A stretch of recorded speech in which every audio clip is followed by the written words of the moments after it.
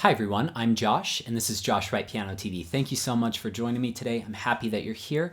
I wanted to dedicate this video to Cynthia. She emailed me the other day, and it's not very often that I get new requests that I haven't covered in some form on this channel, so I wanted to make a video on this for her fairly quickly in case her auditions are coming up soon. She is auditioning for grad school, and she said, I would love to hear how you went about finding teachers, preparing for grad school auditions, etc. So I applied to 5 schools. I applied to University of Michigan, which I went to. I also applied to Cincinnati Conservatory, Cleveland Institute of Music, Peabody Conservatory, and then Juilliard. And I didn't get into Juilliard. I got into the other 4 schools. Actually, no one was accepted the year I was auditioning at Juilliard. I guess it was a somewhat strange year. I asked a colleague I think last year, this was like 7 years ago that I auditioned, and a colleague said, oh yeah, no one got in that year. It was kind of strange. So unfortunate. But anyway, I loved my time at the University of Michigan. Great school. So definitely consider going to study with Logan Skelton, Cynthia. That's my first piece of advice. Or come study with me at the University of Utah. But the reason I am telling you about these teachers is about my teacher at Michigan. The reason I applied to Cincinnati Conservatory, I loved Awa Dodgen-Pratt's teaching. CIM, Cleveland Institute of Music, I love Sergei Babayan's playing and teaching. He's world class. I love Boris Slutsky, who was at the time teaching at Peabody Conservatory. And I hadn't studied with anyone at Juilliard, but I had heard such wonderful things about one of their faculty members that I wanted to audition for his studio as well.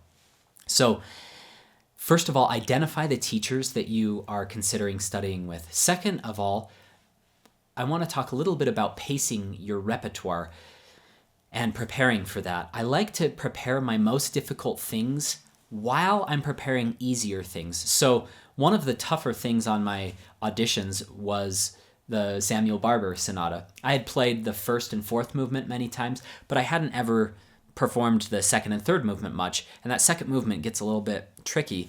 So what I did is I was preparing that while I was brushing up on an old Beethoven sonata that I had to apply for Juilliard with. And you'll notice that different schools require different things, so try to have as much overlap between your programs as you can. Don't prepare different programs for each school. That would just be insane. Try to use as much of the same stuff as you can, and don't get prideful and say, I need to progress and I need to make sure that I'm always learning new repertoire. Yes, do that on your own time. Use old material that you're super solid with and comfortable with for your grad school auditions. The reason I say that is being on the piano faculty at a university, everything rides on that 5 or 10 or 15 or 20 minutes that they hear you. If you have not great grades but enough to get in and you're the best audition, you're probably going to get an amazing scholarship, because a piano department cares first and foremost how well you play, and they're going to try everything they can to get you to come to their school if you are a super solid player, and you could be a huge asset to their school. And you can make that school look really good. You can bring acclaim to that school. Look at what Cleveland Institute of Music was already so renowned. It's produced amazing players for years. But Daniel Trifonov definitely heightened that reputation even more when he goes off and wins all these competitions. So I remember Babayan saying they gave him a really nice scholarship on the spot when they heard his audition tape because it was so good. So you need to make sure that your audition is solid. Use old repertoire. Use as much repertoire as possible that overlaps between the programs. Another thing to do is I would absolutely fly to each school if you have the resources to do so, or if your teacher's open to it, that you're potentially wanting to study with, meet for a Skype lesson. Yes, that does get expensive to pay for these private lessons, to fly out to these schools. I paid several $1,000s to go to each of these schools, but those several $1,000s were more than recouped by the scholarships that I received at certain schools. And even though I would like to say pianists are completely blind to any type of prejudice whatsoever, if you know a student and you care about them deeply and you want them to get into your program, you're probably going to fight in those auditions and say, we really want to bring so-and-so to this school because you believe in them. You believe in their potential. So the better relationships that you can develop with a teacher, that won't hurt. I'm not saying that a school is going to be totally biased. If they like you as a person, they're going to admit you. That's probably not going to happen. But it doesn't hurt to have a personal relationship with that teacher, that they've heard you play, that they know your goals that you want to accomplish at that school. So that's a really good piece of advice. Get in contact with the faculty.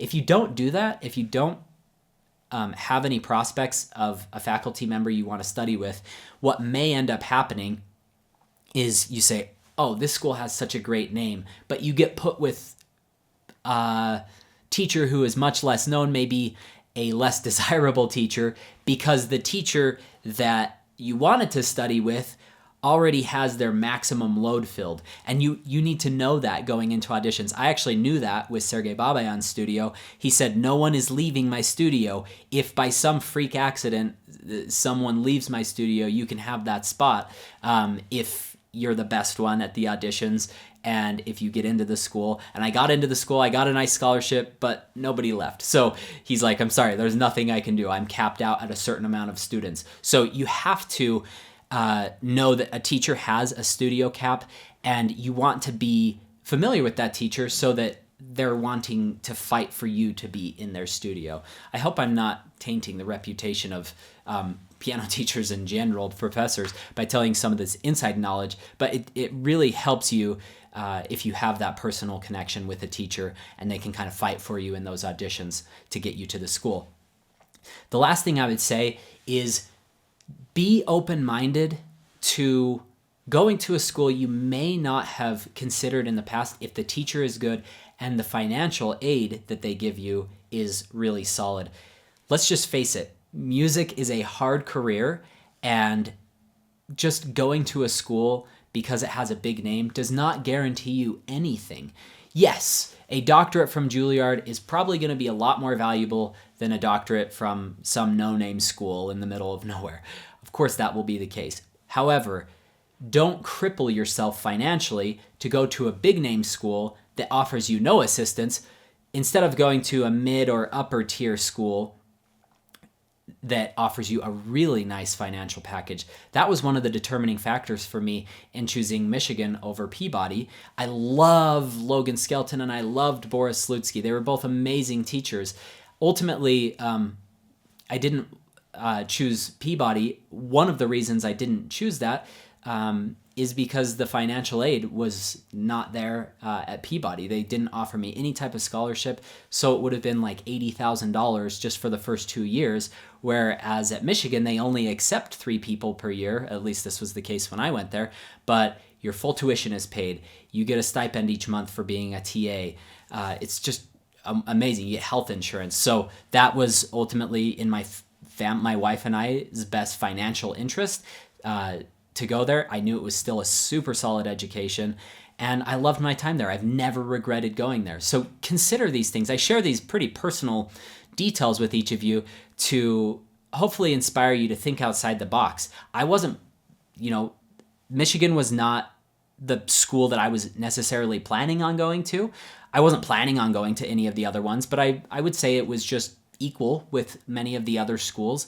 However, once everything kind of washed out and I saw the offers, I saw the teachers, I saw the school environment, the city that it was in, Michigan was just the obvious choice for me when all was said and done. So that's kind of how I prepared for my doctoral audition. I stayed at the University of Utah for my master's degree. I did my bachelor's there, and I decided to stay on for the master's because I was able to do some of the credits in my undergrad that I was doing in my that I was going to do in my master's, and I was competing so often that I had tons of programs. So I actually did my master's in 1 year at the University of Utah. The coursework for your master's, I've heard pretty much across the nation, is probably the least intimidating of the 3 degrees. Bachelor's is a ton of busy work.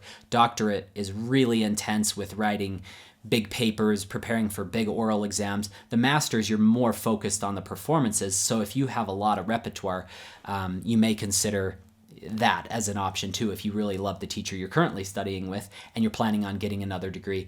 One thing that my teacher at the University of Utah warned me against is from getting all 3 degrees from one school. So the University of Utah was actually on my list too of grad schools that I was auditioning for, but my teacher said, do not do that. You will cripple yourself for future job opportunities.